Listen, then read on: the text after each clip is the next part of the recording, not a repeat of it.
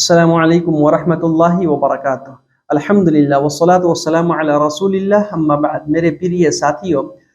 لا الہ الا اللہ کی جو چوتھی شرط ہے وہ یہ ہے الانقیاز، ارتھات انسرن، آتم سمرپن کرنا۔ ہمیں گیان بھی ہو گیا، ہم نے یقین بھی کر لیا، ہم نے اب سویکار بھی کر لیا، تو کیا ہے، اب یہ جو ہے ہم اس کو گرہن کریں، آتم سمرپن کریں، اسی کے مطابق زندگی گزارنے کی کوشش کریں۔ سویکار کرنا اور انسرن کرنا یعنی قبول کرنا اور انقیاز، اس میں فرق یہ ہے کہ انسان اپنے دل سے مان لیا، ہردے میں بسا لیا کہ ہاں اللہ کے اترکت کوئی بھی عبادت کے لائق نہیں ہے۔ انقیاز کا ارتھ یہ ہے، یعنی فرق دونوں میں یہ ہے کہ اب انسان جو ہے اپنی پوری زندگی اللہ اور اللہ کے رسول کے چاہنا کے مطابق گزارنے کی کوشش کرے۔ انسان اپنی زندگی، اپنی اچھا، اپنی خواہش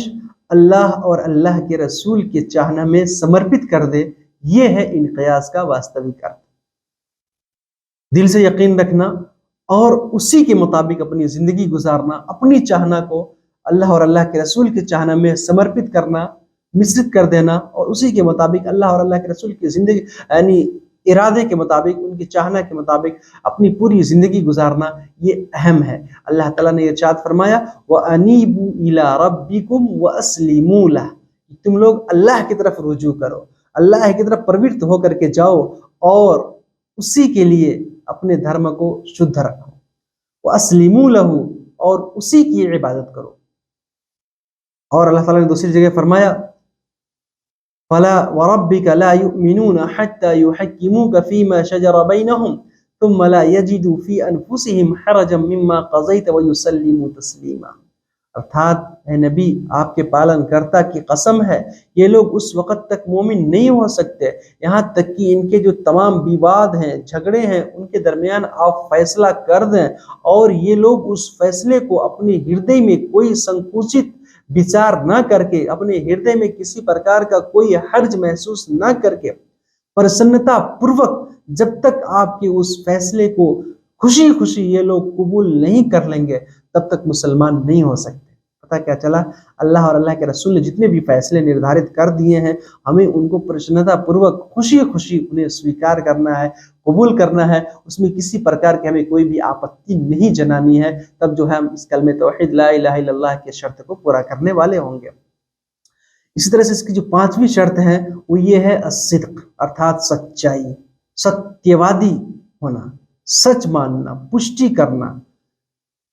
یعنی اللہ تعالیٰ نے جو ہمیں بتایا ہے، جو اللہ کے رسول صلی اللہ علیہ وسلم لے کر کے آئے ہیں، وہ سب ستیہ ہیں، اس میں کسی پرکار کی کوئی تروٹی نہیں ہے، کوئی شندے نہیں ہے۔ ہم کو مکمل دৃڑھ وشواس،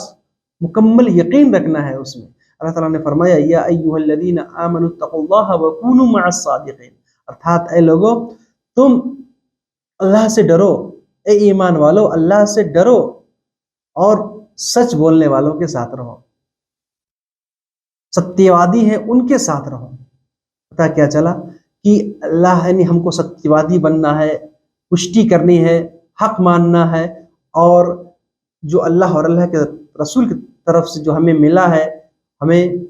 اس کا ساکشی بھی بننا ہے اور اس کو حق اور ستیہ ماننا ہے۔ اللہ کے رسول صلی اللہ علیہ وسلم نے بیان فرمایا من شہد لا الہ الا اللہ صادقا بہا دخل الجنہ، جس نے ستیہ من سے لا الہ الا اللہ پڑھ لیا وہ جنت میں جائے گا۔ اسی وجہ سے میرے بھائیوں،